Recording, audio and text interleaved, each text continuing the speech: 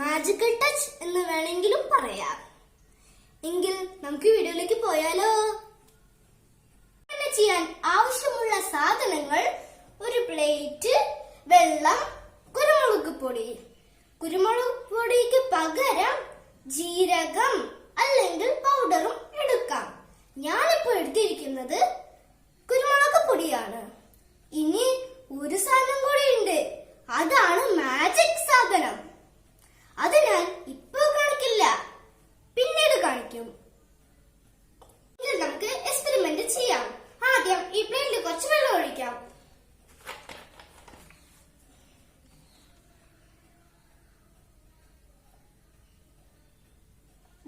ഇത്രയും വെള്ളം മതി, അധികമൊന്നും വേണ്ട, പാകത്തിന്.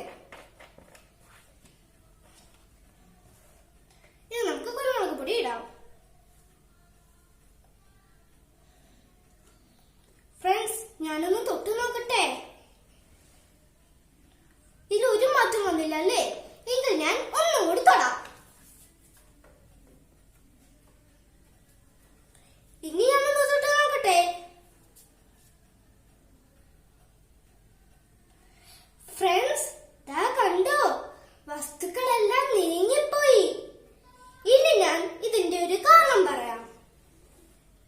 ഫ്രണ്ട്സ്, കുരുമുളക് പൊടിയൊക്കെ അകന്നു പോയത്, ഇതാണ് നമ്മുടെ മാജിക്. ഇനി ഞാൻ ഇതിന്റെ കാരണം പറയാം. ആദ്യം ഞാൻ ചുമ്മാ തൊട്ടാണ്. രണ്ടാം വട്ടം ദാ ഈ സോപ്പിലൊന്ന് ടച്ച് ചെയ്തിട്ടാണ് ഇതിലേക്ക് തൊട്ടത്. അതുകൊണ്ടാണ് വസ്തുക്കളെല്ലാം അകന്നു പോയത്. ഞാൻ ഇതിന്റെ കാരണം പറയാം.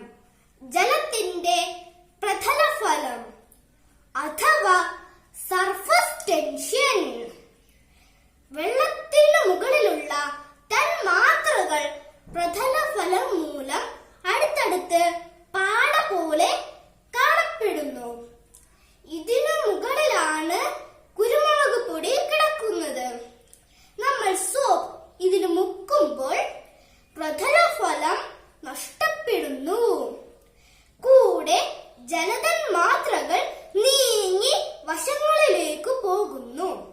അതാണ് ഇതിന്റെ കാരണം. എങ്ങനെയുണ്ടായിരുന്നു എക്സ്പെരിമെന്റ്? ഇഷ്ടപ്പെട്ടോ? ഇഷ്ടപ്പെട്ടെന്ന് ഞാൻ വിശ്വസിക്കുന്നു. നിങ്ങളും ഇതുപോലെ വീട്ടിലൊന്ന് ചെയ്തു നോക്കണേ.